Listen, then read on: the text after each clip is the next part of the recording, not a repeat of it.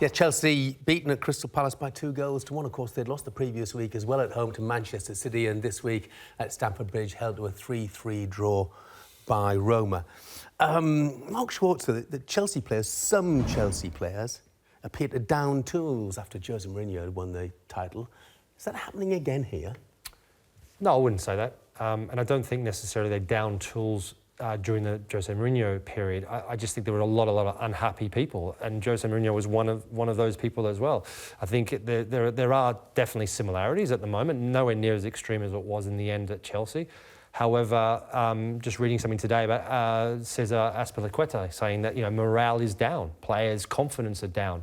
Why would morale be down? I think there's an element of doubt. Players, footballers, you need success. The more success you have, the more times you win, it creates confidence. Some players can deal with it better than others. Chelsea are not used to losing games. They're not used to losing 2-3 games in a row, and for a lot of these players, it's new territory at times, and it takes a lot to turn them around, to get them not used to it, but to say, listen, this is not us. And then all of a sudden they're magnified. They're in a position where at Chelsea and at all the big clubs, it's every week you're expected to win. Doesn't matter who you're playing against. From the start of the season, the goal is not to lose a single game, to win everything you're playing in. That pressure is completely different to playing at a lesser club. These guys, that's why they're paid a lot of money. That's why they are at the level they're at. However, they're also human, and they do sometimes struggle with the pressure. I know they're 9 points off the top at the moment, Simon, but it's only a couple of games ago we were saying, what a fantastic performance in Madrid against Atletico. Yeah. One of the best performances by a British club in Europe in years, if not ever. So suddenly, it can't be a crisis yet, can it? No, I don't think so. I don't think crisis is a word that should be reverberating around Chelsea.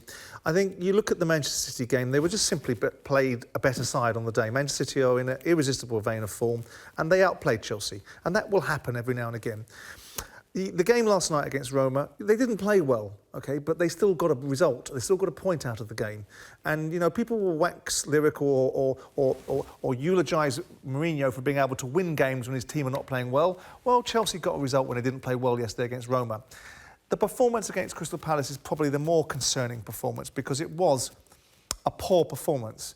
And you look at the manner of that game, coming back from an international break after being beat by Man City, you would think they'd have their boots on and ready to go and correct the negative press that would have come out of being beaten by Man City and Man City now being anointed the potential champions in Chelsea's place. But you look at the Chelsea side and you think, well, OK, there was a few key players that are out of that side, Kante being one of them. I know Drinkwater is not necessarily perceived to be a key player, but I think he's part of the mix. I think Victor Moses, coming out of the game against Crystal Palace on Saturday, I think unbalanced them a little bit. And I think there's a few players that are not playing particularly well, Louise being one of them. So I think that Chelsea, Conte himself, is a strange brew because I watched him a couple of times last year. And it seems that sometimes when adversity comes knocking, he almost looks as if he's disengaged. I remember there was a lot of criticism last year when they were played at Manchester United and he didn't seem to react. There didn't seem to be any body language from him. And that's, of course, when you're not playing well, you want to see... I know players will say, we don't listen to the manager on the side. We're not interested in, people waving their arms and looking demonstrative for the benefit of the fans. But enthusiasm is contagious. And I'm thinking, Conte... there's been ruminations about he signed a contract. It wasn't an extension. It was simply a pay rise. Well, maybe that's the real world, dovetailing into the commercial world. And not every contract is an extension. It simply is a pay rise. I still think he's an excellent manager.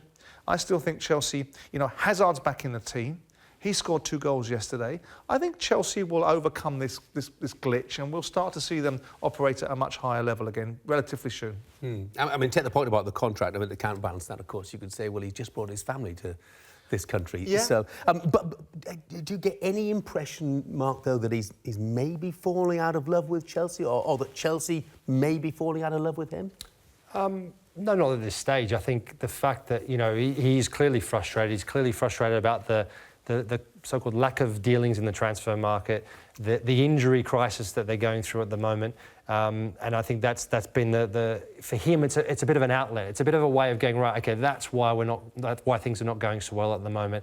And I think as players also that can have a snowball effect if you're continuously hearing your manager talk about lack of, of injuries, Negative things, it can have a negative effect on players. The disappointing thing of the Palace game, you look at that, Palace just went for them. You see Sacco was aggressive, went to the ball. It was a bit like some players were a bit like, oh, hang on, no, this wasn't supposed to happen. Palace have lost 7 in a row. They're supposed to roll over almost for us. And that was kind of almost the feeling you got watching the game. And again, the other night, it was 2-0, everything was rosy, seems to be cruising. The minute Roma scored, it was a bit like the heads dropped. And you could kind of sense that there was something not going to be right here. You could feel that, Roma were going to get back in the game. And that's just where you start to question and go, well, hang on, why is it just one goal? Why is it now 2 performances you've lost? Man City, I think tactically, Conte got it wrong when Morata got injured. I think he should have put on Batshuayi, but we know he doesn't like Batshuayi that much. With Willian, he went defensive. Manchester City love the ball. They make the ball work. And the longer you sit off them, the more opportunities they're going to create, and they did that on the night. And I take the point about, moaning may affect morale. But when it comes down to injuries and when it comes down to squad size, he's spot on, isn't he?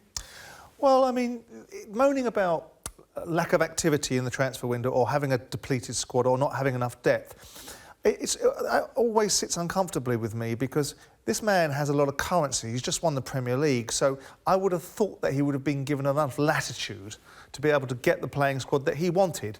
And if he hasn't got the currency and hasn't got the ability to establish that currency with his owners or his chief executive, then that's down to him. And now decrying the squad that he's got is a bit flaky. I don't think players like to hear managers moaning about injuries because it kind of undermines the player in the team. You're basically saying the player that's sitting in the place of the player that's injured isn't good enough. Well, equally about not having the players being able to buy the players. You're thinking, hang on, am I one of those players you wanted to replace? Yeah. That is also a problem with players. They think, well, hang on, what player were you after? Were you looking to replace me? So that all can have a negative effect on the change room. Although the changing room also should be out looking to prove the point in that situation, rather than sit there and acquiesce to the fact that am I one of those poor little victims that might be being replaced. Actually, I'll make sure that I'm not one of those. Is what you'd rather see from your players, wouldn't you? Yeah, of course, but that's not everyone's makeup. There are only certain players that have that ability. But at a top football club like Chelsea, with elite players that are playing for an elite club with elite money being paid their way, you would think they'd have that mentality more often than not, wouldn't you? You would hope it's all in sports people in general. You hope you have that. But the elite ones, and we're talking about elite ones here. Yeah, but I mean, elite. I mean, playing in Premier League, you are elite. Champions, can you? Yeah, of course. But if you're in the Premier League, you're an elite athlete. There's no doubt about it. Yeah. Okay, the higher you go up, it just means you're elite, but with that world-class and with that extra 10% in the mind. You would think so, yeah. And also ability. Yeah. Of course, goes without saying. It's not necessary. Just because of that level doesn't mean mentally they're as strong. But the mental approach against Palace was the point that you made. Yes. So that is what we're talking about. We're talking about elite athletes playing for an elite club with this extra elite mentality that makes them be able to be at Chelsea. Shouldn't necessarily need people pushing them every 5 seconds to remind them of how good they are. And if Palace get a goal, it shouldn't have that effect on Chelsea, should it? No, the players, it shouldn't all be about Conte saying, I've got to give you barnstorming, free-flowing rah-rah speeches every 5 seconds to get you going. But that, in the context of things, that's one game. So that's one game where they've almost rolled over a little bit. And then you look at it and you go, OK, well, that's one game where you need people to cheer you up. You need people to get you. And it's your teammates, it's the coaching staff, it's everyone. Maybe they try to, I don't know. But that's where you need people around you to pull in the direction. You need your teammates. That's why you need strong characters. But they shouldn't be feeling depleted. They've only just got beat by Man City, and other than that, they've been doing quite nicely, thank you. But still, they are 9 points off the top of this. How concerned? Look, they're a very sort of particular club, Chelsea, because Roman Abramovich makes the decisions, doesn't he? How concerned would you be if you're in Antonio Conte's shoes now that Roman Abramovich has a track record, of not messing around, not waiting, and not being afraid to make the big decisions?